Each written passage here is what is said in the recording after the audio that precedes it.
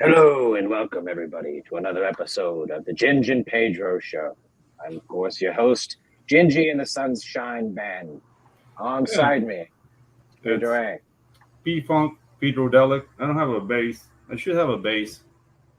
This is a very funky sound. Yeah. Yeah. No, I'm there with you on that. I play guitar. I've played ukulele to your dismay. Drums is my main instrument. Bass is as a rhythm. As a drummer, out of every member in the band, I would usually really vibe with the bassist the most. Yeah. Like, it's maybe just because the few bands that I've been in was through the bassist, so we just play together a lot. But bass guitar is something I've always wanted to pick up. And dude, I'm mainly a guitar player, but I dab on the bass. Like my brother is the bassist, but yeah, motherfucker. Yeah, when Primus came out, I really was into bass for a couple of years. I learned a couple of their songs. Yeah, it was fun. Yeah, My Name is Mud. That song actually scares me. With the music video. That's a very terrifying reality. It reminds me of a serial killer. This little tiny fella named Pee Wee Gaskins, but we'll save that for another day. He was basically Mud from the music video. Oh, okay. Nice. It's like just very, very disturbing. That. Okay, anyways. So let's I guess we'll since our guest, I see him in the background. He brought his friend along with him too. That'll be nice. But so why don't we do it?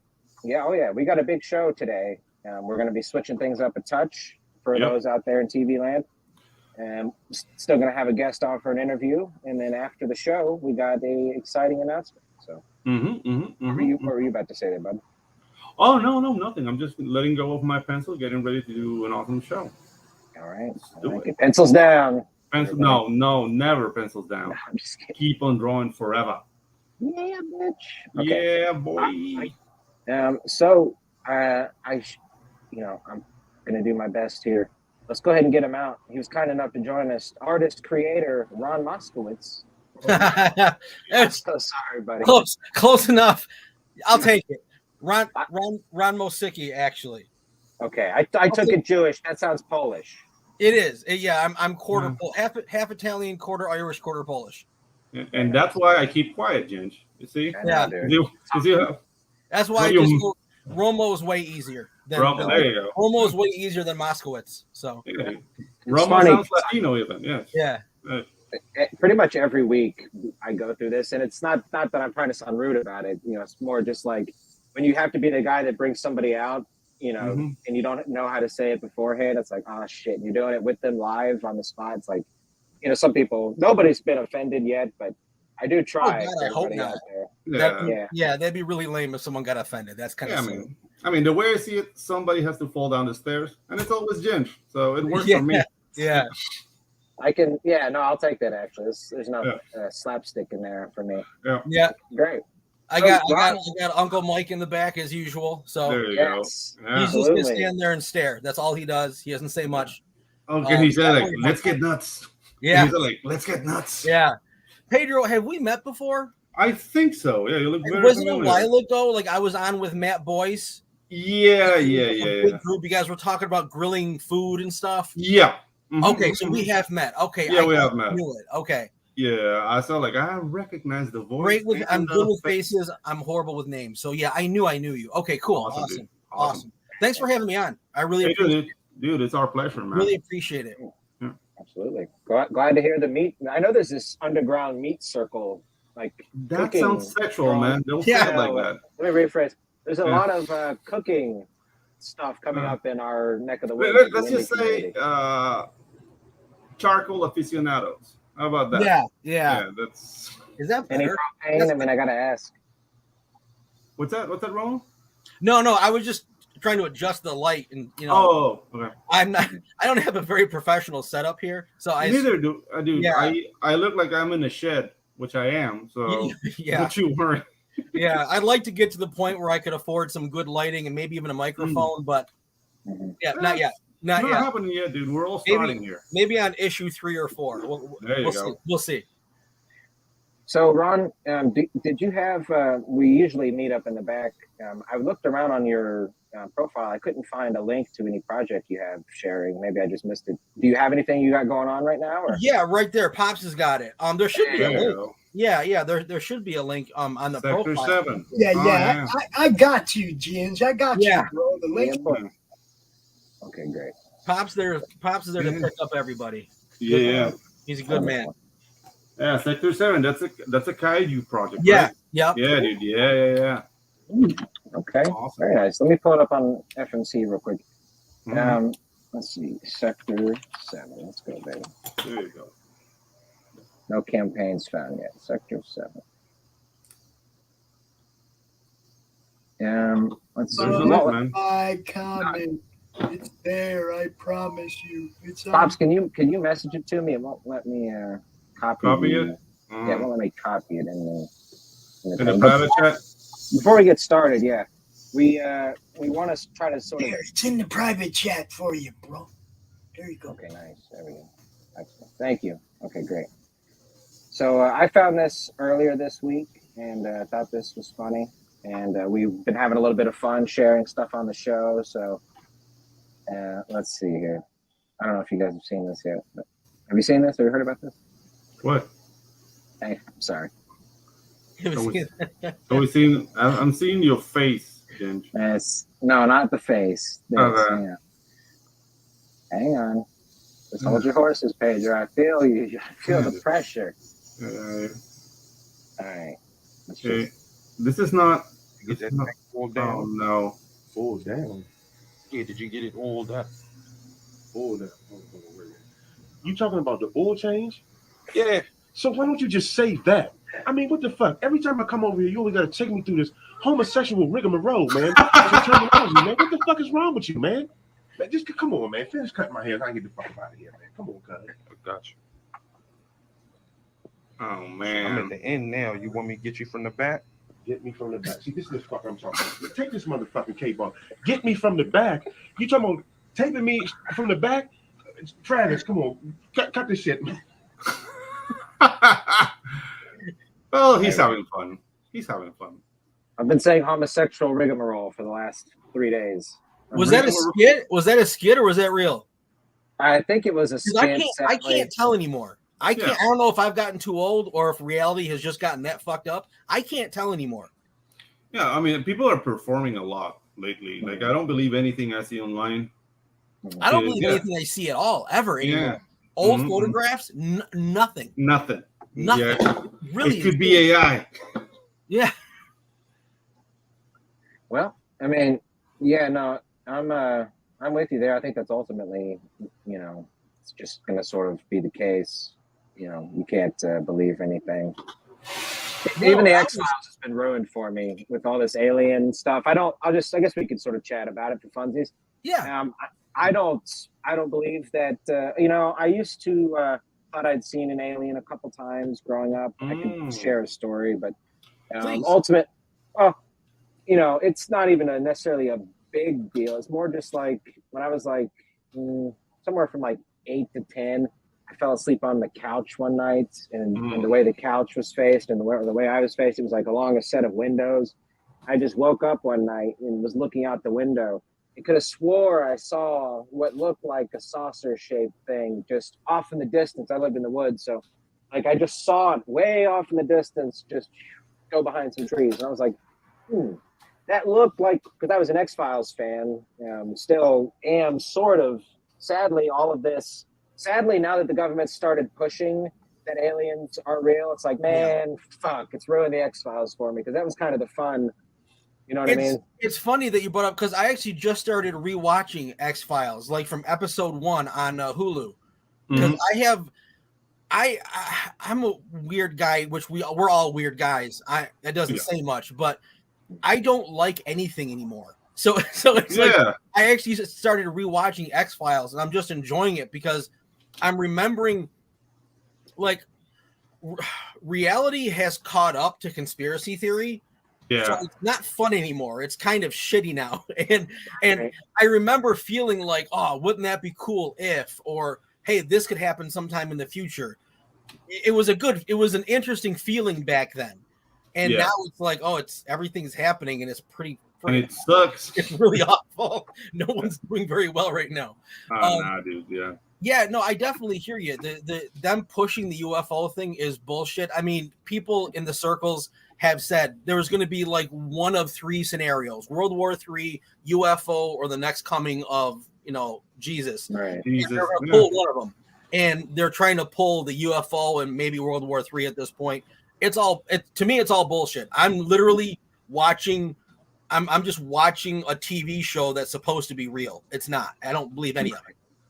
Nice. So that's a good point. It's you want to hear something weird though? This happened to me yesterday. Okay, this might be a little bit fitting a stereotype, but I own chicken, like live chicken, because I live in Latin America. So yesterday, I have an orange tree right next to my window. 8 of the chicken were like dead. They looked dead on the branches. Like somebody put them there, and they were like holding, but their necks were like hanging. I was like, dude, what's wrong with this? And then like, okay, we have to get rid of them because this is like a health hazard. Yeah. So I touch them with a stick, and they wake up. See, okay. And I was like, whoa, what? They all woke up, and today they all woke up dead. Jesus. Are you serious? Yeah, I'm serious. I just lost 8 chicken.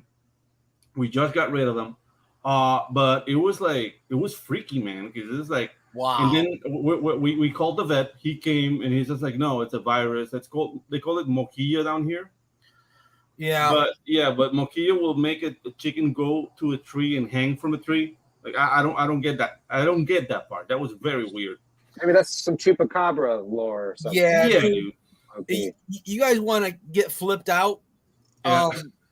Research germ or terrain versus germ theory. Mm-hmm. Research that. Yeah, and it's really sick. It's really sick. Nothing. A little bit here. Nothing is true. Nothing is real. Everything's a lie. It's sick. It'll flip you out. It'll flip you out.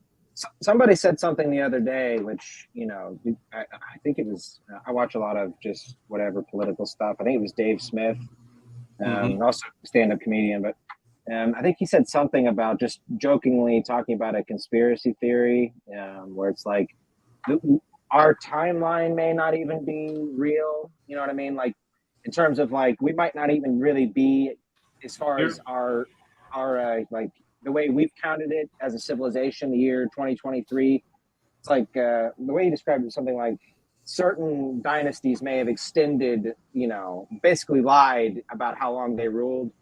They added 1,000 years. Yeah, that's what I mean. There's different calendar systems, and the calendar systems don't line up. And there's theories that they added 1,000 years, and there's proof that. But here's the thing. So, just to get right down to what I'm about.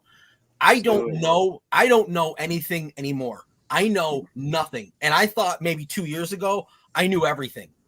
Okay. And then I had some realizations happen and it was all gone. I don't know where we are. I don't know what planet we're on. I don't know what's real. All I have, because everything's a lie, all I have is probabilities. Okay. So I look at information and I'm like, okay, that's probably true, but I might be wrong. I'll find out next year, maybe. That's how I look at everything now. That's kind of healthy, though, because I mean, I don't know anything. I don't know a healthier way to be, because until I can see it with my own eyes, it just doesn't. And even then, I believe we're in the Matrix. So even then, it's not fucking real. So I don't like, everything is just possible. So researchers have talked about this. If you guys have gone into these circles, you've probably heard this before. If you type something into Google, it will, or any search engine, it will give you stuff to prove what you're looking for. And then if you type the opposite in, it'll give you stuff to prove the opposite. Like, it's just like this reality creating machine. Yeah, it's reactionary, really. It's crazy. Yeah. So all I have is what's under my roof. I have my family, I have me, and that's all I know. That's all I know is real. That's it. It's that crazy now, man. Yeah, dude. But I mean, in the end, I mean, you got to keep frame. You know what I mean? Like, believe what you know in the sense of what you can touch. There's things I've read that resonate with me, and I don't know. Like I'm a big fan of Seneca and Marcus Aurelius and the Stoics, and that's how I live my life. I receive the world as it's presented to me, and I react accordingly. But like panicking or going like, like that helps nobody. Yeah, it's very difficult. It's very difficult, and there are certain personality types that are better at stoicism than others. Obviously, if you have a high sense of neuroticism, stoicism is very difficult for you. Yeah, exactly, because you need that. It's something to look at though, because it balances the neuroticism out. Yeah, it does. It does. Pedro's like a stone tablet. This guy. Yeah, no, dude. The things like I draw the line at like female penises. Like when that gotta have a line. That's the line.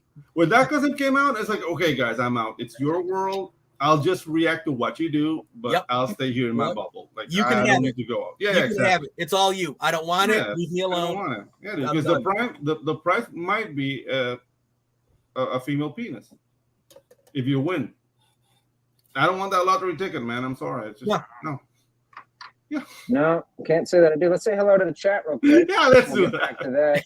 Oh, are we live? I didn't. Yeah, we're live. Who knew? I didn't know. Neo starts with his patented intros here. The brilliant star that shines through the night, the hot flashes that makes evil sweat. Riser Man stands before you. What's up, Neo? Says someone had to hold that camera to film. Yeah, he could have been holding it. I'll just say that he could have been holding it. Props to the guy that still says rigmarole. That's the thing. Rigmarole, yeah. The fact that he busted out rigmarole and then had homosexual. Rigmarole is very like late 90s, right? That's from that era. Yeah, I'd say, but I don't know to be sure. He says, to be fair, UFO is exactly what it is, an unidentified flying object. If you see a big shadow in the sky, it might not be aliens, but you clearly saw something. Yeah. So let me ask you all this before we get started here. Just out of curiosity, I guess. Yeah. Okay. What happens? And again, I don't believe this. But what happens? Because the way did you guys catch? I don't remember his name, but is that guy that's been making the rounds? There's several guys making the rounds. Well, there's a latest one who claims to be a former, not a pilot, but I think he worked somewhere. But he's the dude that talked to Congress the other day, kind of balding guy who's like, oh yeah. Said we have biological entities or something along those lines. Like, he won't come right out and just say, yes, we have alien, non-human life forms. He words it very cryptically, which to me it just smells like bullshit, and it's way too sexy. Dude. The moment a story starts becoming sexy, that's the problem with his statement. It sounds too cool, so it might not be right. Bullshit. So what happens if they try to wheel something out? What do you think if they wheel something out? It's like, here's the alien. They can wheel Biden out. I don't believe it's him. I could care less. Yeah. I couldn't fucking care less. Like, wheel whatever you want out. I don't care. You made it in a lab. You made it. Stan Winston did it. Who gives a shit? You cannot believe liars. You just can't. It's just the next, again, it's just, I believe, if you have ever met someone or had your chart read, your astrology chart, by someone who knows what they're doing, it is incredibly accurate, like shockingly accurate, like the time down to the time you were born. If you had a good reading, so if your astrology chart can be very accurate up to the point where it could tell you what month that you might get an injury, and then it happens, that tells me that reality is written, and we're all just playing our part. And some of us might wake up to the fact that we're playing a part. But that doesn't mean that the rest of it, we're still watching a play. If they wheel out an alien, it's because they were told to wheel out an alien because that's the next page in the reality script. I couldn't now me from 10 years ago would have been flipping out like amazing. Yeah. And now I sound like a contrarian because I was telling everyone there's aliens and now I'm saying it's all bullshit. You know what I mean? And it's like, no, I'm not. Like, you can't believe liars just because it's a lie that you like. It doesn't work that way. So I tend not to be deterministic, like all the way deterministic, like everything's written. I get it. Yeah, but I do understand that, dude. Like, it's just quo bono. That's Latin for who benefits. Right. And what every statement I hear, that's the first question that comes to my mind. Okay, who benefits from us thinking that aliens are finally here after years of denying it?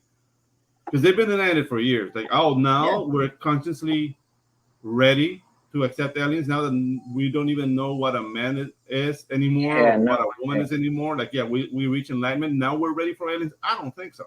And look at the reaction of the general public. Yeah. We are exhausted. No one gives a shit. No one gives a fuck. No one fucking cares. We are tired. It's aliens. Good. How do I pay my bill? I couldn't care less. Yeah, another one to the pile. Whatever. Like, To add to your que bono, Pedro, I'd have to say there's a certain je ne sais quoi. I don't know what.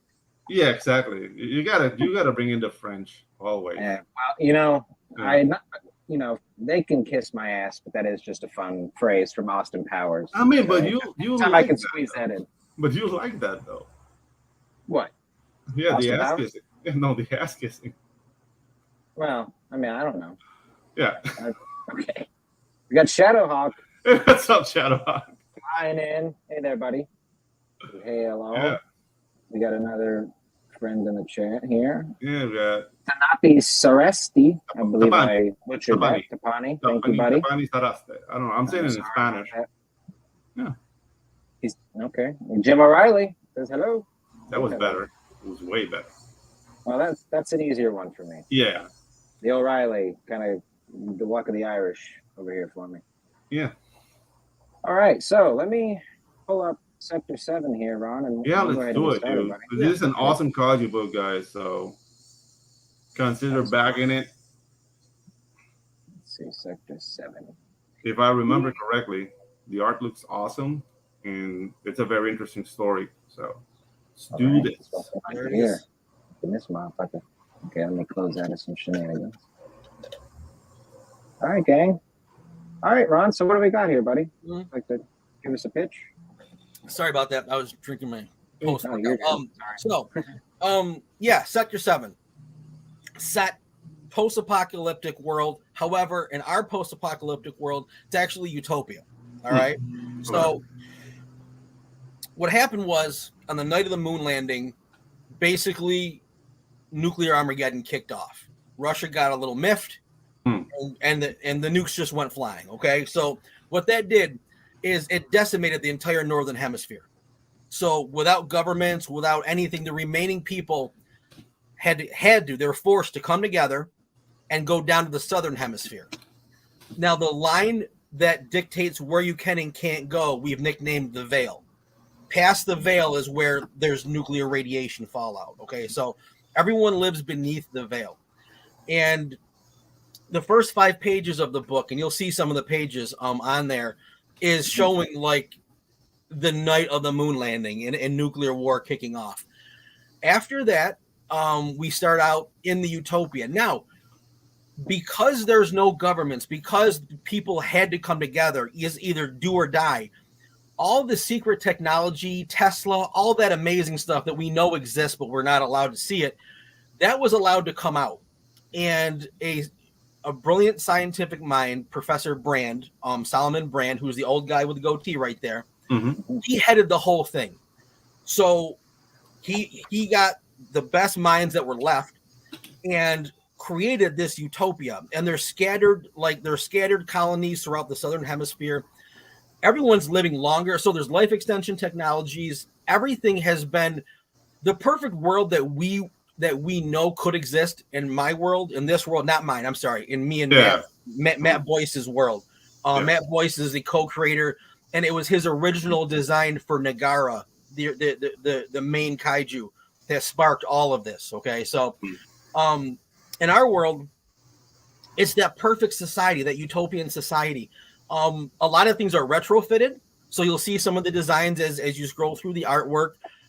You'll see like a 1950s Oldsmobile retrofitted with hover tires, and I wanted to create a really unique futuristic look that I haven't seen.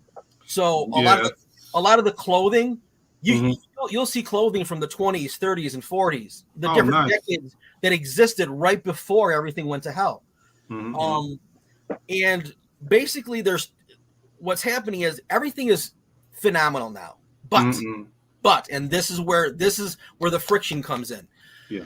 We only have half the world left. Everyone's happy. Everyone's having babies because of life extension technology. Because of life extension technology, there's actually people that were alive during World War II still alive in our future. Okay. Right. So people are living longer, but we only have half the resources. Okay.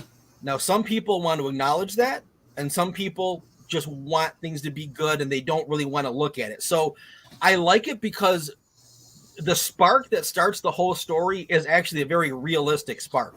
How long can the utopia last with everyone living longer and with only half the resources available to us? And that being said, just a quick caveat, there's no military. There's basic security, but there's no military anymore. There's not a need for it, right? So there's some people in the main colony who are on the main council that really want to create some sort of military before another colony does, because in their mind, it's not a question of if. It's a when. You will run out of resources, and when that happens, who's going to be the first one to attack? Okay, so that's where the friction of the story comes in, and enter the kaiju. Okay, so that's basically the elevator pitch if we're going to like the 50th floor. Nice. Okay. Awesome, dude. Yeah, very, very, very sort of a lot of, you've obviously spent a lot of work building the actual universe itself within the storyline. Yeah, but I'm intrigued with one concept. Like, how would you call that? Like future past tense story? Oh, I would say alternate timeline. I would say an alternate, just alternate timeline without labeling an alternate timeline. Yeah, just what if this happened with giant monsters? Yeah, because I mean, this is giving me like reminding me of the aesthetic of The Incredibles, which is like an incredible 60s era.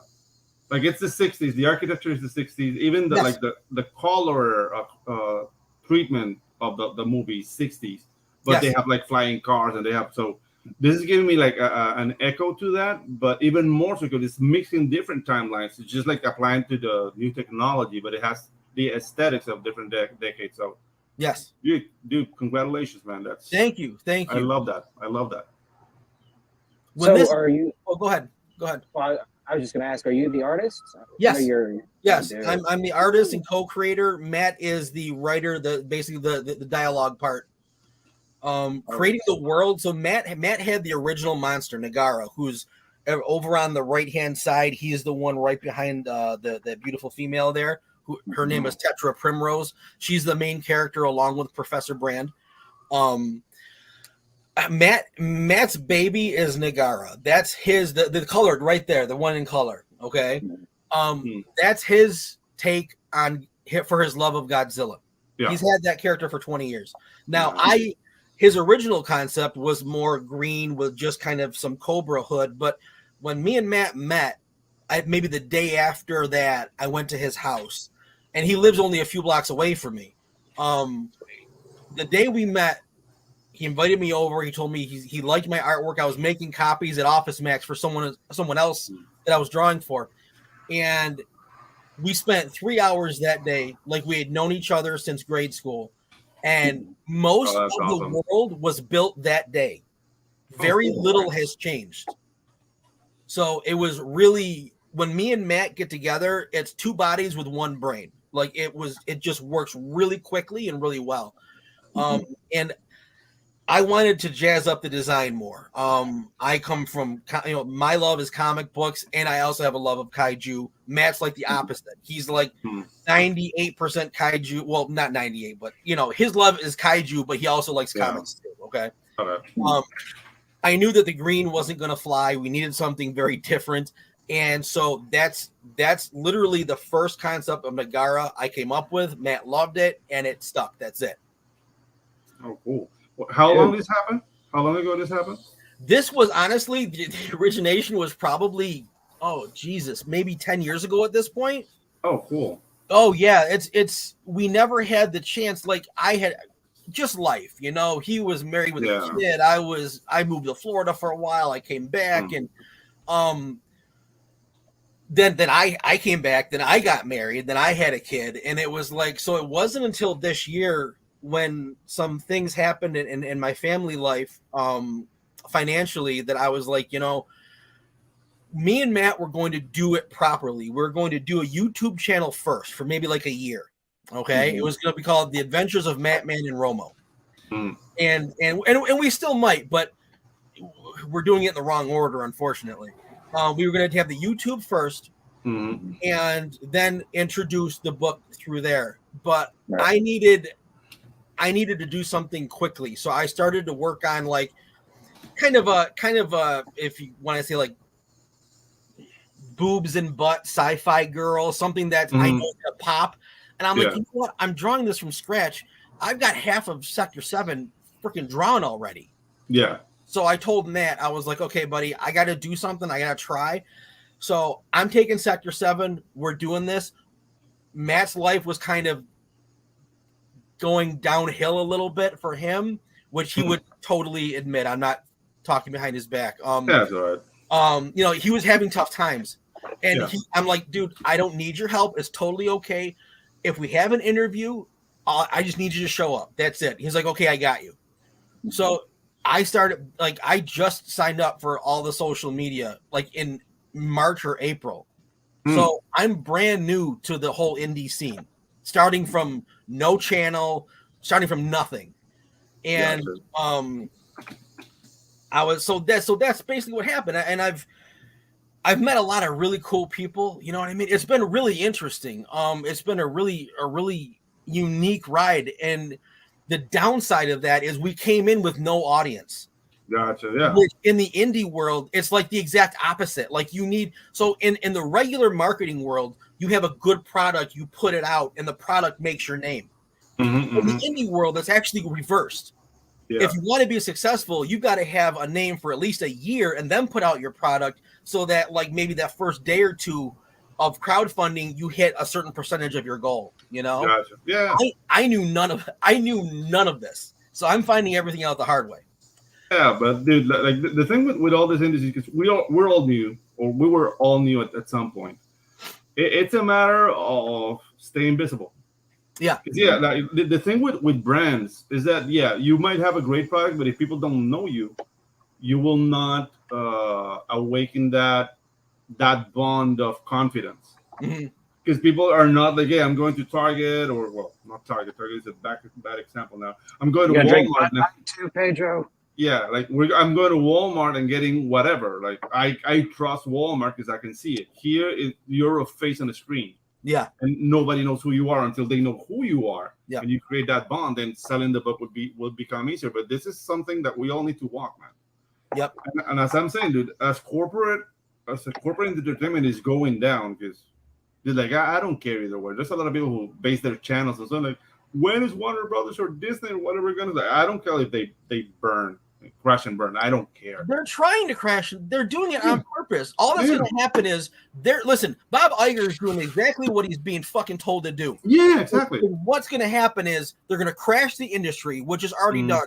We're going to be bored as shit, and they're going to throw out AI, and it's going to be really good, right? But then they're going to slowly start to do more weird shit, and then they'll say, well, if you want to see the next installment, you got to put on the helmet. And I'm telling you, they're crashing the industries on purpose. I've said this so many times, and it goes over a lot of people's heads, like, because they're used to like corporations wanting money. I've been telling people they've got the money. First of all, money's a number on the screen. It doesn't exist. Yeah, it's all bullshit. So when you're Disney and you're backed by Vanguard and BlackRock, you've got the money. You can do whatever you want and lose whatever you want. And then the next chapter in the reality script is AI entertainment. So Bob, like, why is Kathleen Kennedy still here? Because she grabs your attention. Yeah. She's good at pissing you off. She's the one you love to hate. Yeah. Yeah. She's the heel. That's her job. She might as well be in a WWE ring. Like, that's her job, and she's really good at it. But it's all fake. It's all planned. It's all part. It's like I'm the Joker. It's all part of the plan. Like, but it is. So Side note, real quick. Pedro, can you draw that at some point? Kathleen Kennedy and like some sort of WWE get up. Oh, yeah. I'm going to do a Kathleen Kennedy as Ric Flair or something. Yeah. Woo! Yeah. Yes. What the hell were we talking about? I forgot. We're talking about the book, man. We're talking about the book. Okay. Yeah. I don't know how we got on Bob Iger. I go off on tangents. Yeah, I smoked some weed in between that when my screen went black, and I was like, I came back out of it. I'm like, well, I am right on schedule here. Okay, no, but yes, I've actually said I was talking to Neostar about something similar to what you're saying, Ron, about how I think they are purposely.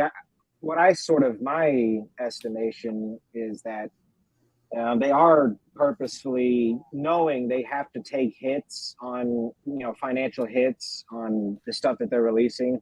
Yeah, they have to know at some point, especially now after like this year, it was like 1.3 billion lost or something ridiculous, right? So I don't think, and that's the other point that I made is, yes, when you're funded by like BlackRock, these companies that essentially have infinite money, it's like, it doesn't really matter how much money you lose when your mission is something that you're trying to put because really the stuff that's being made is not being made for us right now. It's sort of to replace, right? Let's take a look at Snow White. That's like an 86-year-old movie or whatever, right? Mm-hmm. They're trying to make whether we like it or not, they're not really making it for us necessarily. No. They're more making it for the future generations that are removed from this controversy of the changing of the guard, so to speak. So I think they're just trying to replace what they want to become the family beloved things. You know what I mean? They not only by remaking them, by not giving a shit whether they are successful financially or not. Now I could just be talking out my ass. Yeah, dude, the thing is, like, even the parks are being abandoned by people. Like, people are not going to Disney the way they used to. This is all about the mission. It's not about the money. Is what I'm saying. It is about the mission. See, so for me, I will go a level. I'm gonna go a level weirder because I totally agree with you. But these people work in multiple layers. Mm-hmm. Okay, there's never just one agenda. They're awful, evil people, but you got to give it to them. They're not stupid. They are geniuses. No. They are geniuses beyond what you and I could imagine, to be honest. And they're very good at what they do. I think this is generational. Although, the UFOs are coming out and stuff, and I don't believe a lot of what I used to believe when it comes to that stuff. I do believe in demons. Okay. I believe in, because every culture across the entire planet, no matter what religion, no matter what, there are demons. There's ways to use them. There's ways to commune with them. There's ways to try. Okay. I do believe that they are. I don't want to get this like banned on YouTube. I won't say much, but go ahead. Say whatever you want to say. I mean, we all know what these people do. I mean, at least people like us know behind closed doors what these people actually do and who they actually pray to. Let's say that, okay? Mm-hmm. Yeah. Right. I believe that the Kathleen Kennedys of the Bob Igers, the bad decisions, I believe that there's something much more, because again, money does, they have the money, they have that. I believe our attention and our emotional energy, when we get fucking angry that they're ruining something we love, I'm again, I could be wrong next year, but right now, I think that helps feed what they're praying to. I truly believe emotional content, emotional energy feeds a different layer of this reality. I just do. So I mean, dude. Like, I mean, if you look into the definition of what you've heard that, what etymologically. Yeah, but etymologically, what do you see? Okay, James doesn't want to be a part of this clip. I respect that. No, dude, but if you see like the definition, like where the word demon comes from, it comes from Greek, demos, and demos means spirit. Mm-hmm. So the thing is, like, defining a demon as an evil spirit, it's exactly what it is. And there's like different, I don't know, I'm translating from Spanish, so I'm missing words here, but there are different like pathways where people define what demons are, mm-hmm. and they might say like the Greek gods were demons, or the jinn in ancient, the like jinn, egregores, yeah. Egregores, like so basically there was a time where there was more than one god. Yes. In our history. Yes. And people will worship. Like you'll go to Rome and there was Jupiter and Venus and Jupiter Capitolinus and all those guys. You go to the Greeks, you got Zeus and whatnot. You go to Sumer, you got Enki and all those guys. And then we went to monotheism. But we have two monotheistic religions that are pretty similar, and then like Buddhism, which is something completely different. But we're in a monotheistic I don't know, I want to say a monotheistic phase of how we deal with reality, and that might change. That might change, like because the thing is, like, I don't think I'm intelligent enough to say I hold the truth, but I do listen to my conscience, and what Christianity does to me resonates better than what Hollywood is giving me, and that's valuable. Yeah, no, totally understand it. I totally get it. Totally. Yeah. And I like I said, saying what I said, how I believe they're literally feeding off of our vitriol, like they're feeding off of us. Yeah. I don't usually talk about this stuff. No, dude, like the topic went there, and I love it. So don't worry. Yeah. So I think there's multiple. So if society does, exist, and if the family unit, let's say, Ginge, does in some way still exist in 20 years, I've thought about what you've said. I thought like they're literally making entertainment for not us. It's for two generations ahead that won't remember anything anymore. Yeah. Like my daughter asked me what a video store was, and I wanted to cry. Oh, dude. I'm like, you're never going to know what a video store is. You're never going to know how amazing it was to go with a date and something innocent and look around at the movies and poke each other and laugh. Like, you're not going to ever know that. It made me really sad. Yeah, dude. But like a video store, but I'm talking like before Blockbuster, before they became the monopoly, when you get like the local video store, which it was curated by a person. Yeah. And it was the movies he liked. You know what I mean? Yeah, they didn't have enough room for all of them. Yeah, it was just the ones that he knew about or he liked. Exactly, dude. And that was so awesome because I remember, like, we have like a neighborhood video store, which was cool. But the coolest neighborhood, the coolest video store was in a neighborhood called Chinese, and people will drive like 20 minutes, 1 hour to that video store because that guy was a huge fan of movies, and he was a huge fan of European movies, and he would get like. Dude, like, wow, you want to watch Salo or you want to watch spaghetti westerns from Italy from the 70s? I have them. Dude, like, when Blockbuster came about, that was lost. And that, to me, was even a bigger travesty. When Blockbuster died, I even laughed a little. Good riddance.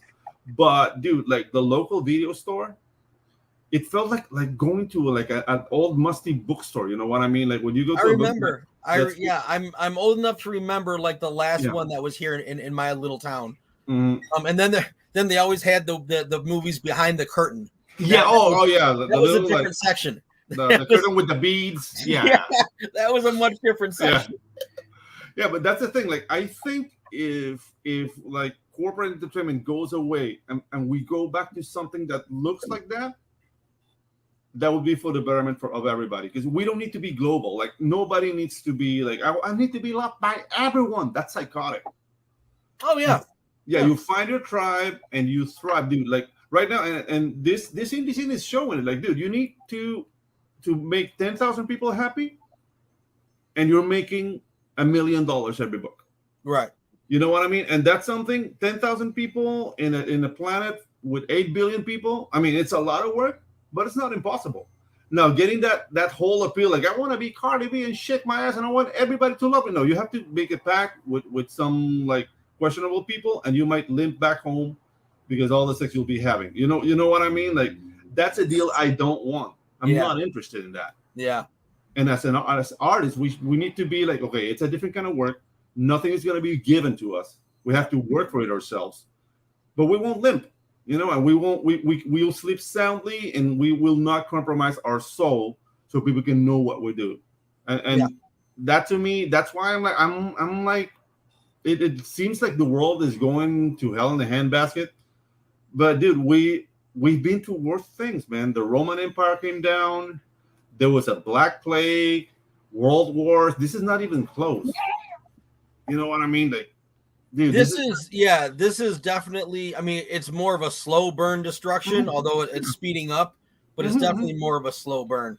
Yeah. And the weird thing is, I think once I let go of the things that I used to believe, things have got, and it's only maybe, like I said, a couple of years, maybe even just a year and a half. Things have gotten worse, but I've actually gotten happier. Exactly. It's not mine anymore, and I don't want it. And anyone else can have it, but I'm out. Yeah, you're not vibrating. You're not vibrating in that frequency. Like I'm not a hippie. Like, I don't believe like, oh, you're vibrational energy, whatever. I get it. I know, but I know what you're talking about. I'm the same way. I like frequencies of vibrations. That is the basis. That's just physics. That is the basis of reality. And the thing is, like, when you pay attention to stuff like that and you get mad, you're vibrating at that frequency. Yeah, and that's how the demons feed. I'm telling you. That's how the Kennedys feed. Yeah, dude, and that will permeate your whole life, your relationship with your wife, with your kids, with your neighbors. Now you're gonna start like fights coming out of nowhere. Yeah, and that's because you're being very like, I'm angry. How could I adapt to Luke Skywalker? Like, I don't know Luke Skywalker. You know what I mean? Yeah. And God bless George Lucas, dude. I had a lot of fun with the toys. I enjoyed the movies. I saw A New Hope in the cinemas. I was 3 years old. Wow. My parents took me. I don't remember shit. I do remember. Yeah. I do remember Empire. I do remember they took me to see Empire because that was in '81.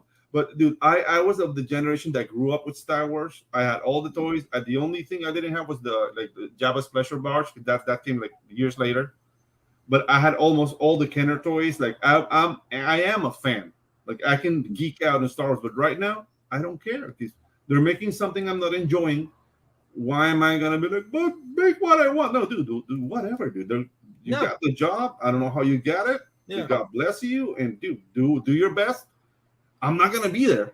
And to be honest, it's, although we love it, so we think it's ours. It's not ours. No, not really. It's not ours. They can technically do whatever the fuck they want with their own IP, and they're doing it.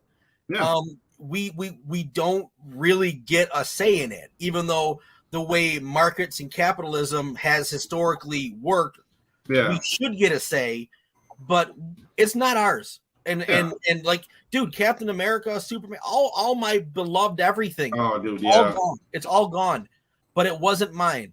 And I really hate. I have enough to remember, you know. Yeah, I really hate what they did to Captain America, man. Because as a Latin American living in a country that was invaded by the U.S. in 1989, Panama was invaded by the U.S. You came here to pick up Noriega. I should hate America, but I don't. Why? Because my villain has a face. George Bush Sr. He was head of the CIA. Yep. In 81 when they put Noriega in power. So he put Noriega in power. Yeah. And then he took it out in 89. It's all George Bush Sr. Same thing with Saddam. Same thing with any dictator that stopped doing what they were told or outlived their usefulness. So that's the thing. Like, I don't need to hate America.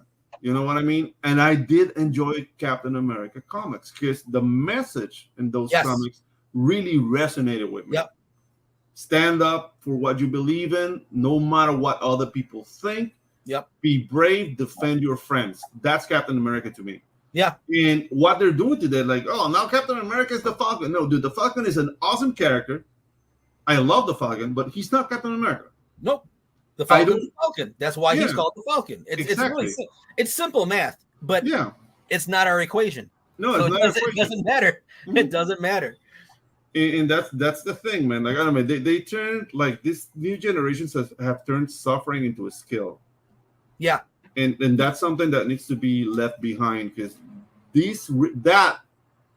aside from comics and anything we would talk about today, that is the real problem. When you are a professional victim, you can't thrive. Yep. You won't be able to thrive. And dude, it's just shut up and work, man. Shut up and work. Yes. Work will pick you out. Yeah. Victimhood is not a coat of armor, people. It's not. It doesn't protect you from anything. It just shows that you're weak. Yeah. It just shows that you're weak. And that's the thing, dude. In the 80s, we used to laugh at that kind of people. But now that's bullying. Yeah. Yep. But I still laugh. I'm sorry. I mean, yeah. Dude, like what the hell happened to the boomers? I mean, the boomers basically had my generation. You know, my parents were boomers. I'm 47. My parents were boomers. Yeah. There's a lot of messed up kids in my generation. Oh, dude, the thing is, like, dude, we were raised by TV, Generation X. Yeah. But you see, Jim, you are using your victimhood as an asset, not a skill. That's true. And that's commendable, sir. That's, again, a coat of armor. That's commendable, sir. That's commendable, because socially, we have no means to defend ourselves from women, especially if we're married to them. We're at their mercy. Oh, poor us. You see? Anyone can play the victim. But the thing is, like, it helps no one, really, in the end. Nope. But no, but what we're talking about, Generation X. Like, Generation X was the first generation where mom and dad were working. Yeah. Not really the millennials. It was Generation X. So we were raised by TV. Yep. What happened with us is that TV was freaking excellent. You know what I mean? So me and Matt talk about that. We had the best toys. We had the best shows. We had the best. Like, who the hell wants to grow up when you had all the cool shit that we had growing up? I don't want to be an adult. That sucks. That sucks. And the things, like, our kids, the Generation Next kids, are kids that grew up.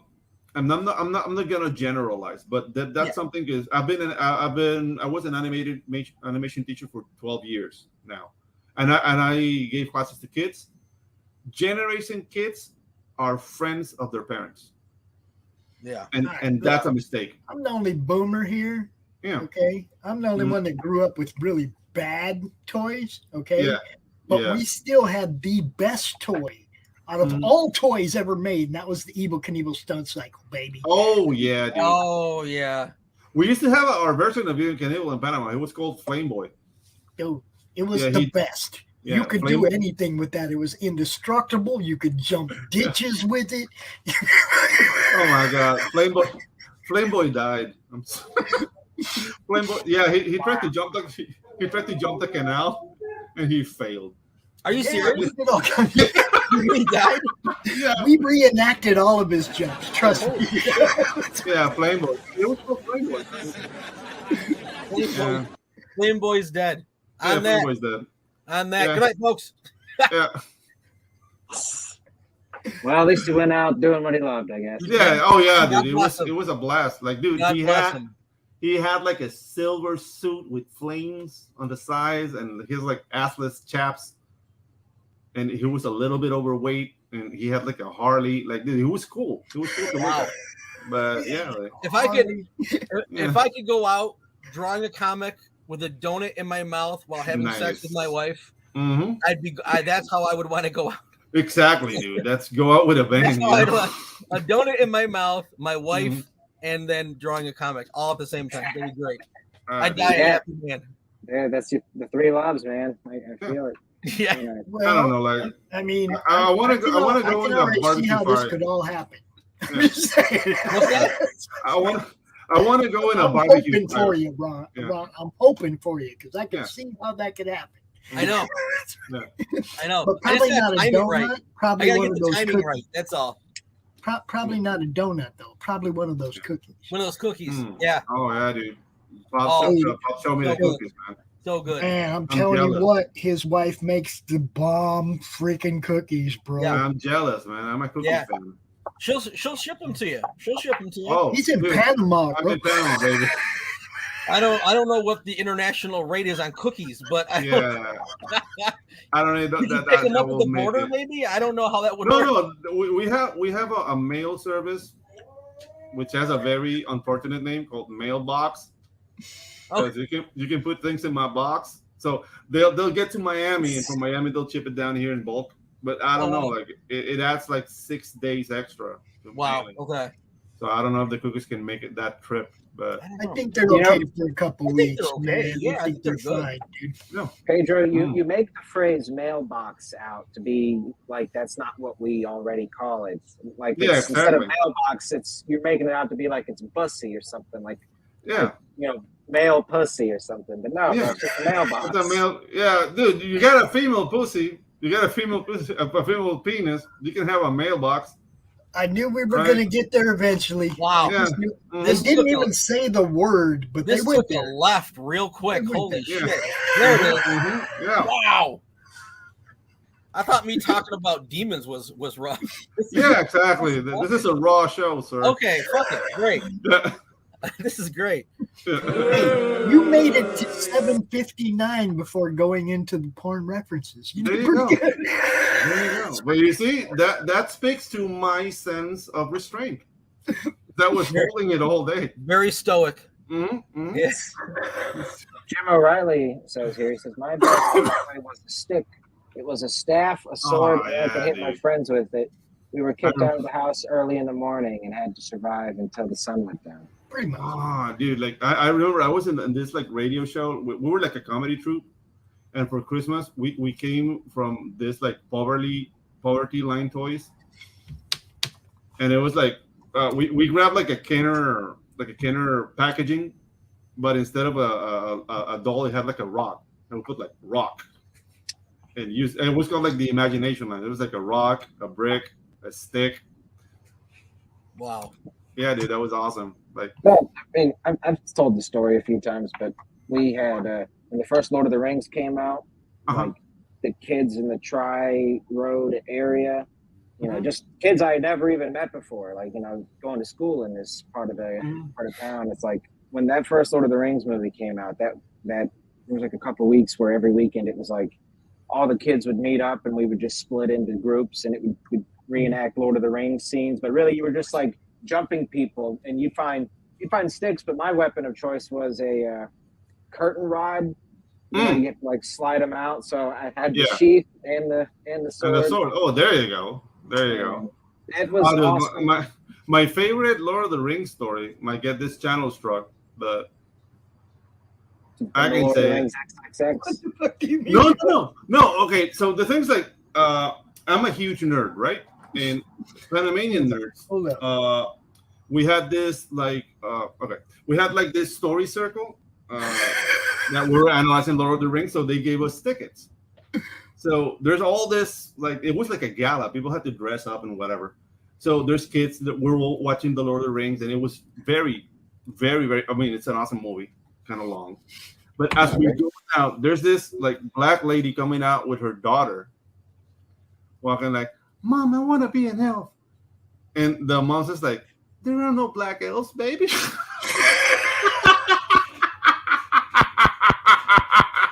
And yeah, I couldn't hold the laughter, man. It was freaking funny to me. But that's why we need representation, damn it. Yeah, exactly. No, but the thing is like, you know what? That kid learned a lesson. Our mythos, no black elves, son. Yeah, our mythos is Shaft, Superfly, Dolomite. What's up, Oracle? How you doing? Dynamite. Black Dynamite's hilarious, dude. Yeah, exactly. Black Dynamite is awesome. Yeah, exactly, dude. Like Black Belt Jones, freaking Cleopatra Jones at the Casino of Gold. That's our mythos, and we should celebrate that. We don't need to be elves, but we can be Shaft. Come on. But yeah, dude, like I just love how the mom just like, there are no black elves, baby. It's a great delivery. Yeah. Okay, so let's we are getting close to an hour here, so yeah. Did you show the page? Did you show the page with the world blowing up? The view from the moon. Scroll down. Scroll down to the view from the moon. Right there. Right there. Look at that. Look at that. Oh yeah, dude. Look at that. Very cool, man. I can see my house from here. Yeah. You can see the reflection in Armstrong's mask, right? In his astronaut mask. You can see the reflection, and then you see what he's looking at. Dude. Holy wow! Right? Dude, that art's amazing. I do not understand. People, get on, dude. You're gonna wish you did if you don't. Get on it, dude. And the thing is that just keep at it, man. Keep at it. I'm in the community now. I'm not going anywhere. I started my channel. You know, I'm with Pops. I'm drawing Nano 13 for Chris Faction, so my art is still going to be out there. Awesome. I've got doing a show on the network twice a week, Monday and Friday nights at 7. So you know, I mean, you're gonna see the man. He ain't going. Yeah, I'm not going anywhere. Sector 7 is not going anywhere. I've got some plans on maybe how to re-release this plus anything else in a way that might solve a few of the key issues that face that face indie comics, which is basically the time it takes to create, which is maybe one book every 9 to 10 months if you're lucky, and the price point, which is usually $15 to $30, right? Yeah, exactly. Yeah. So I'm working on some numbers and some ways to do things a little bit differently, and I got to go over it with Matt and see what he thinks. I mean, I'm sure he'll just say, "Yeah, that sounds great."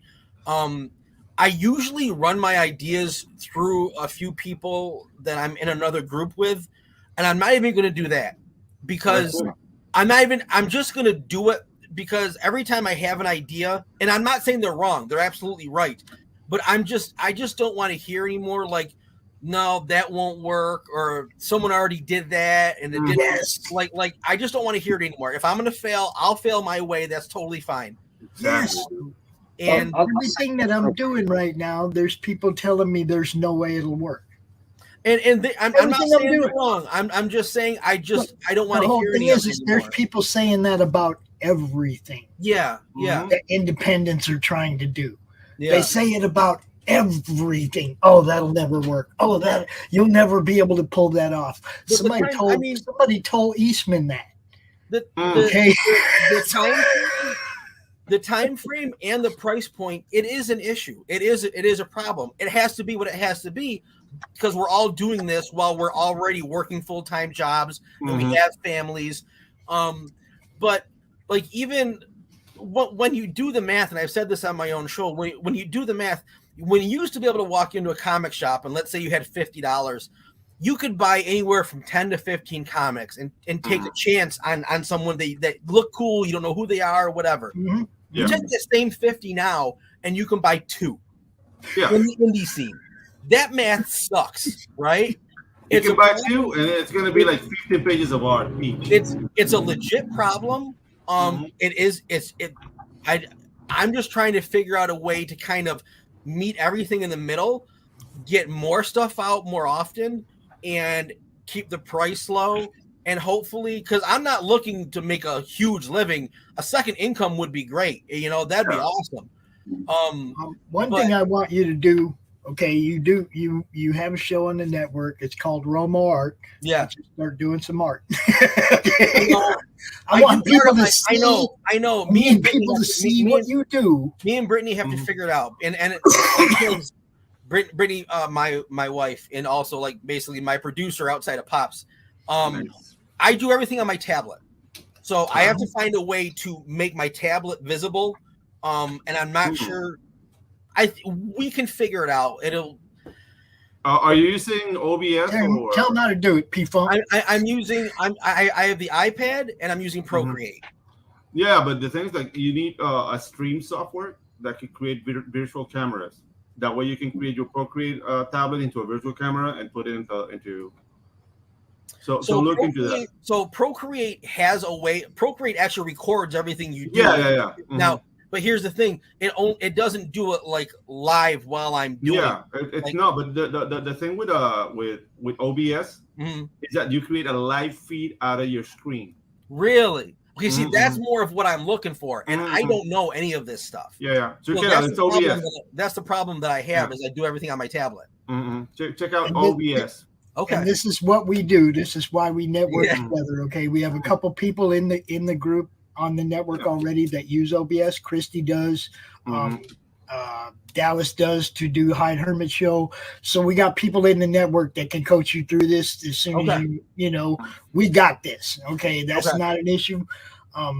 But yeah, I was going to suggest over the next couple weeks, if you want to do a little bit of art, I was going to ask you if you'd be willing to do a few sketch cards for the ROKU campaign. Yeah, I'll do anything you want, Pops. Well, I mean, we have Doc and Rich and man, they're lining up. I'm starting to forget who else involved in this.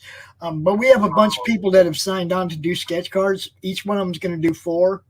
Okay. So basically it'll be, you know, whatever the people who pledge to get them, whatever they want, you draw it for them, a character or whatever, you know. I don't want to like tell people what they have to get. That would make it a lot harder to sell them. I want it to be fans' choice, you know. But we got Rich and Doc and you and Dal, the guy who drew the Still Token with comics, is going to do 4 as well. So you know we're lining up. How big are the average sketch cards? Like what like a trading card? Just so like literally that big. Okay. That's fucking tiny. Okay. But I mean, you know, it's art, right? That's how I used. I mean, I used to use like 0.005 microns. You know what I mean? Absolutely, I can do that. I mean, if you know, then people get a piece of original art and they pledge to help us launch the ROKU channel. Yeah. You know, I'll do whatever you want, Pops. And anybody else who wants to do that for us, we're, you know, anything that'll help us get to the funding goal, we're adding it on. We have a whole bunch of different options, you know. Ginge threw out an idea. I don't know if he's figured out a tier price for the idea yet or not, but he was throwing something in there representing the Ginge and Pedro show, which we appreciate. You know, we got I didn't volunteer, Pedro. Don't worry. Laurie's gonna smash pumpkins for people, you know, on her show. Whatever Ginge promised, I ain't dancing. No, I would, and I wouldn't ask you to wear a red dress either. Yeah, okay. I would. Thank you. I wouldn't do that to you. That will just drive the women crazy. I would actually like to talk to you guys about my the way I kind of might want to format my next campaigns. I mean, I said I wasn't going to ask anybody, but I've had a really good time tonight, and we gelled. Awesome, really well. I really like to talk to you and just get your input. Yes or no, I'm going to do it anyways, probably. Yeah, exactly. I do want to. I would like some input. So, like, not tonight because I've got to get drawing for Chris. I got to keep drawing. That's the tough part because I get like 2 to 3 pages done a week for Chris. So it's tough. Like even taking out like an hour. By the time I get home, I eat dinner, I work out, I see my wife. Like I might only have an hour and a half to draw. You know what I mean? But I want to talk to you guys actually really soon. So I'll PM you on Twitter, and I'd like to set up something and just kind of go over, you know, what I think might be good, and it might help. It might help everybody. If everybody uses it, it might help everybody. But I'd like to see what you think. Cool. Yeah, bro. Absolutely. The door is always open. Man. Thank you. Anytime. Now look, you guys check out the art. This art is killer. The story is awesome. This thing needs some love, man. Even if it doesn't make it to the funding goal, show this guy some love and show him that you're going to be behind him when he relaunches this thing. Okay. But I'd rather it just got funded. It's 9 days to go, man. This could happen. So, guys, I'd rather it just got funded because it's good stuff. Man. Come on, the 5 kaijus, the 5 different kaijus are amazing. They're all badass, man. And there's 2 that's not even shown yet. 2 that we're not going to show until like one of them, the big baddie. We're not like the King Ghidorah, quote unquote. We're not showing that one. Oh, very cool, dude. Yeah, if you want to scroll down, Ginge, all 5 of them are like right in a row. The different kaijus, they're badass, dude. Real quick, I do have just a question for you. How did you get that shadow underneath? What is this right here? Like an ink wash? It could be. I think I just used. Okay, so again, I it's in Procreate, so it's digital, so it's not. The answer is I've done plenty of ink washes. I went to the University of Buffalo for illustration back in the early 90s. So I have done everything traditional, but digitally, basically it's either airbrush or just a different texture. There are some textures that if you layer the texture, so if you put one layer down, erase it, erase a little bit. and then put the same layer on top, it has a different look to it. The different textures that you can do in Procreate, when you start to layer them, it's just unreal. Yeah, dude, because I thought this was, I mean, this has the texture of, to me, what I thought was like actual physical stuff. Like, at least this page. I really appreciate that, because when I'm drawing digitally, I don't want it to look digital. When people, when digital artists ink, a lot of them, I can tell that it's digital. I am a huge fan of traditional art. It's just really hard, and I don't have the time. So digital is easier and quicker for me. But I want it to look like traditional inks, and it's not as easy. You got to kind of spend sometimes a little bit extra, but then you save time on other areas where it's super easy. You know what I mean? Yeah. Yeah, it's like right around here where it almost looks like the marker, you know, like the ink starts to run out a little bit as you're, you know, blacking something out. It's like gray a little. It's like, yeah, really nice. Thank you. I really appreciate that, because that's definitely, it's usually in my head. I don't want it to look digital per se. So.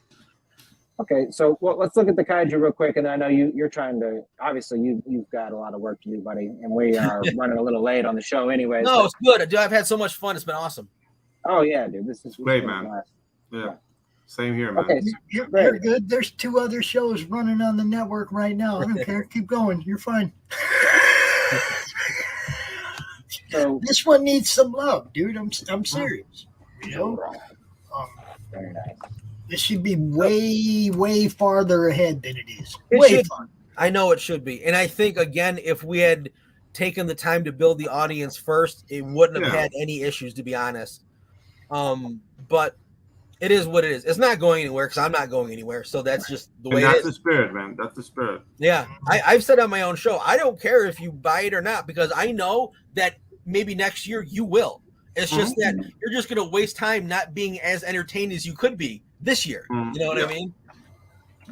Sometimes when a campaign struggles too, people hesitate to hop on, even if it looks good. Yeah, they do. I'm sure if this got represented, right? I'm sure if this got represented, you know, it's not even that this presentation is bad. It's just more like, for whatever reason, you know, it didn't click with people. But no, it's it's been around longer. You know, the creator is not going anywhere. They're not just going to take off. I mean, there's a lot of downsides to crowdfunding because of shady characters. Yeah. And a lot of people have abused the goodwill of customers. So absolutely, I understand the apprehension, man. So real quick, so we can get Ron out of here, Pedro. Yeah. There's always that new creator too. You know, it's like until people know you're. That's why I encourage everybody to hit each other's chats and stuff, and become known in each other's chats on each other's shows. That, you know, that helps, man. When people know who you are, then they see you've got a campaign. That makes it a little different. You know, networking, people. That's what this really is about. All right. So maybe aside from Nagara, which one of these kaiju is your favorite? Which one did you have the most fun creating and drawing? The most fun. Okay. All right. Let's see. You're making me pick among children, man. Shit. Okay. I'm partial to Zorog. I'm partial to the Rhino. I think that was my first one after Nagara. Okay. I just think it came. I mean, I am partial to. He has tech on, so he's organic. He has tech. It is more complicated to draw, but it looks really cool. It looks really cool, and I would say so. He's kind of one of my favorite bad guys. I will say the one that I had the most fun drawing was the giant, you know, squid monster one. That one was a lot of that. Yeah. Devira. Neil already wants to do a crossover with you. Dude, the thing is like, I have a little comment here. Because Bygone, that's the name of an insecticide down here. No shit, really? Yeah. That's like Bygone, like, whoa. Well, Matt's going to be pissed. Yeah. Matt wants everything 100% original. He struggles really hard to make these characters. Dude. Yeah, but that's in a different country. I know. Matt's a perfectionist. Matt's a poet. He's a really good writer. Yeah. So Devira was like probably my favorite to draw because although she looks really detailed, it's kind of like McFarlane said, like his detail isn't anything. It's just lines or squiggles on paper. Yeah. If you didn't do it, you think it took forever. That was probably one of my quickest ones because all the detail. McFarlane said, you can't tell me how to draw a monster because they don't exist. So I didn't need to place the lines in any particular way. It just needed to look really cool. So it was like probably my quickest one. But it's really detailed still. The shape, right, probably makes it where you can focus more on the detail. Yes, I didn't have to worry about it. Yeah, the shape language is solid though. Yeah, basically, it's like I've sat and watched. Yeah. I've watched Rich when he's drawing, and it's like he will draw all these little squiggly lines, right? But at the end of it, it looks like all this badass armor. Casing and it's just different texture and everything. You know what I mean? It's like when he's drawing it, it's like, what are you doing? Nice. There it is. The kaiju repellent. Yeah, exactly. Kaiju repellent. Kaiju repellent. Bygone. Okay, gang, let's go ahead and get Ron out of here. Yeah. We'll keep. Dude, thank you so much, guys. I had a great freaking time. It's been awesome. Will you play the trailer real quick, though, before we go? Yeah, that's all right. Honestly, if we don't want to hold you up, let's go for it. No, go ahead.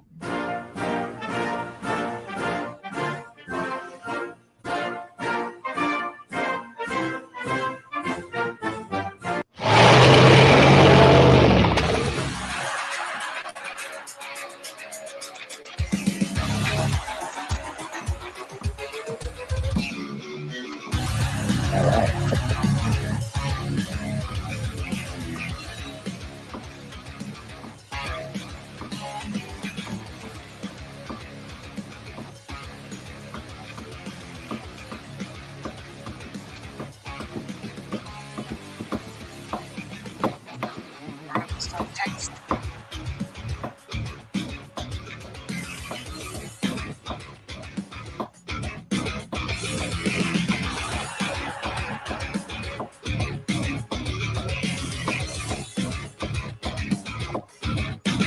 Love the concept designs for the vehicle.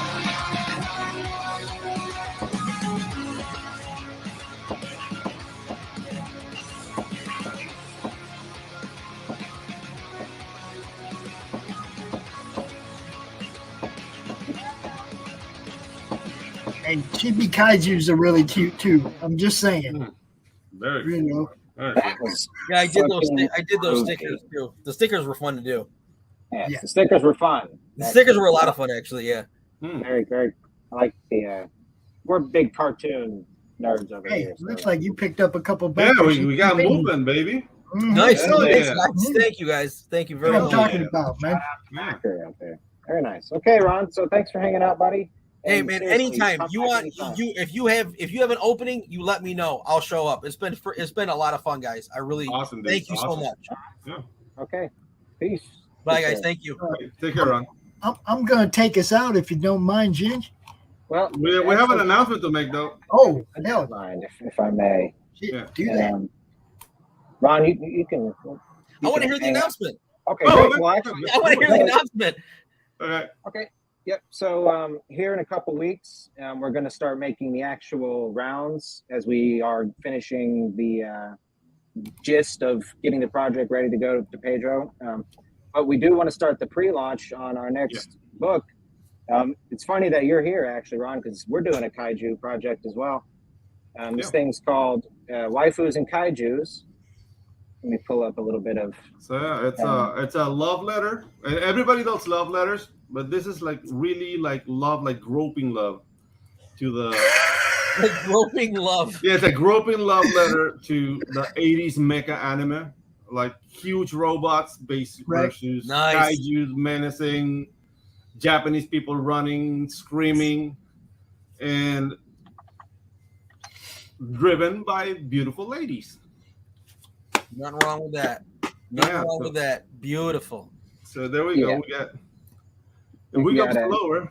These are our heroines. From America, we have Jackie Harris. Mm-hmm. Olympic. She's a track runner. What have we decided? What sports they play?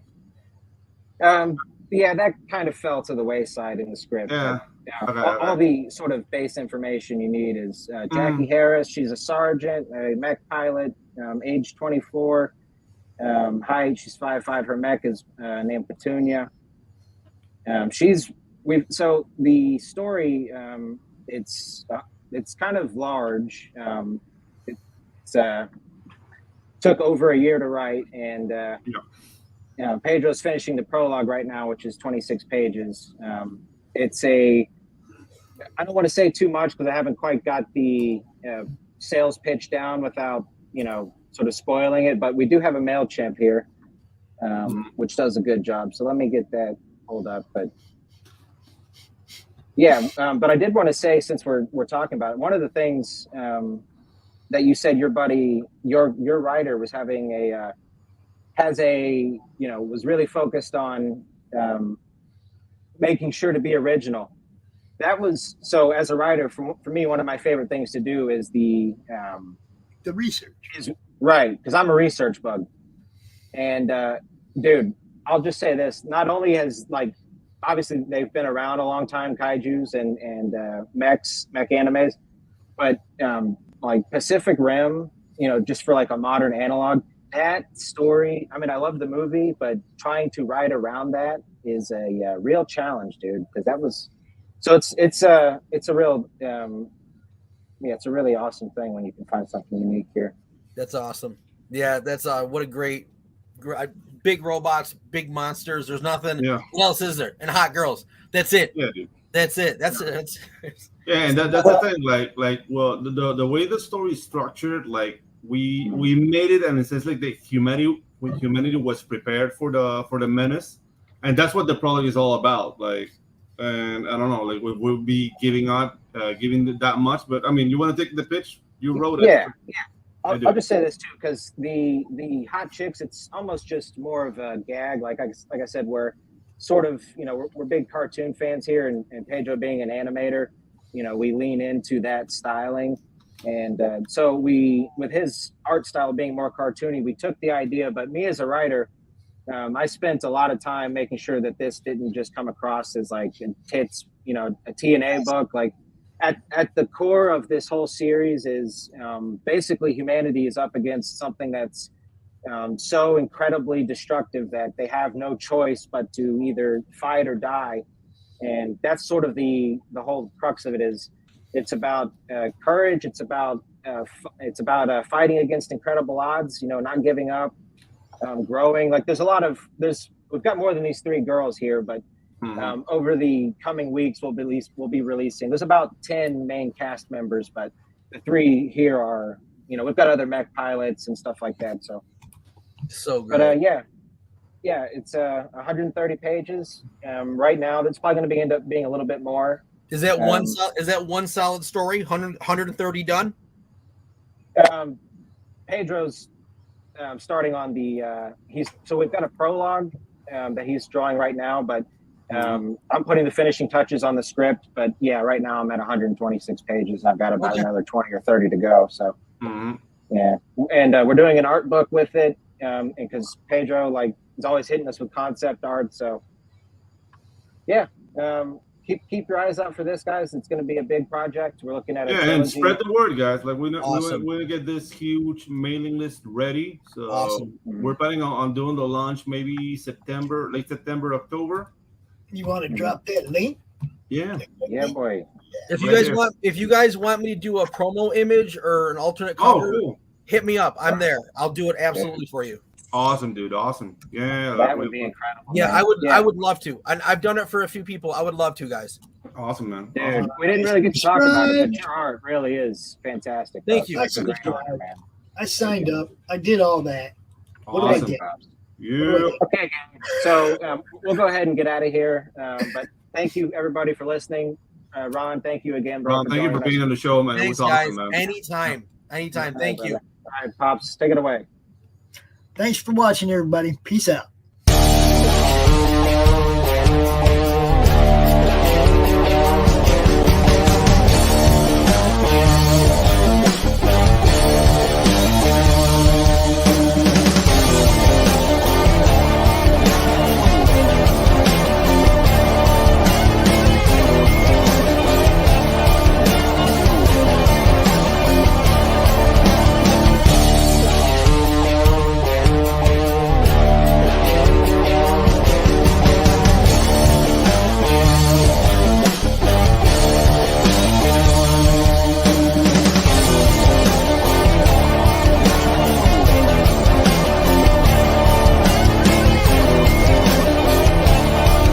Madness Entertainment Group presents the Madness Comic Network with original programming and additional comic-related content.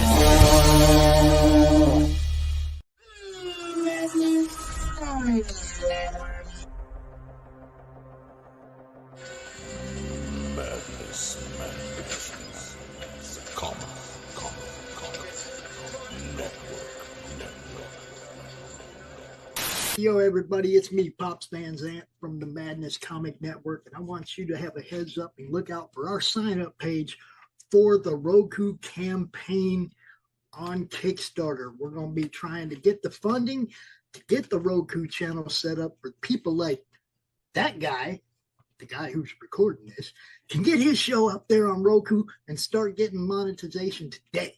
So check us out, sign up, be ready. Peace.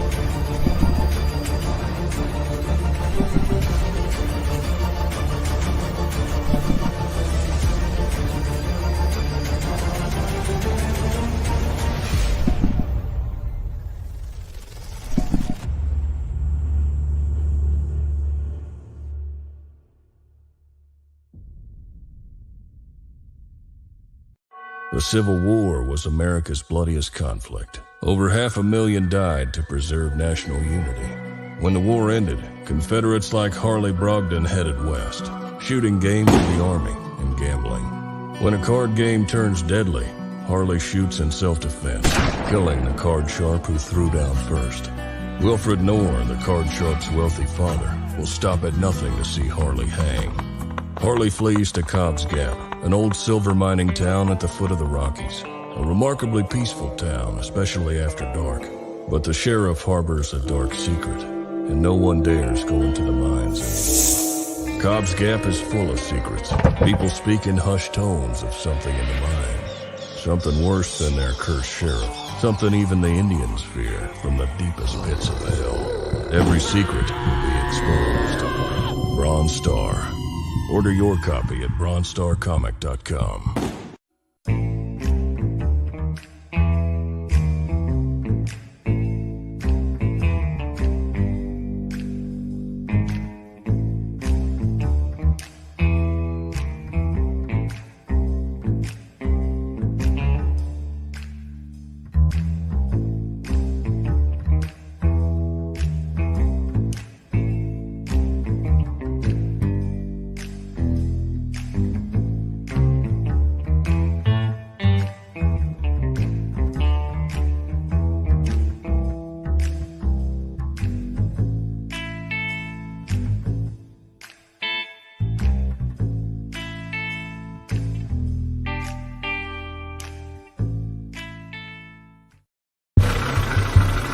Nothing unusual about a 4 a.m. call to a back alley in downtown Kenton. A young woman lying pristine and unmarked on the cold, hard ground. I get to work quickly, but there's not much to go on here. No marks of any kind, no signs of struggle, just a dead Vic in the middle of an alley. And then there's that. Dead body in a dumpster that looks like a grizzly bear has crawled its way out of his stomach.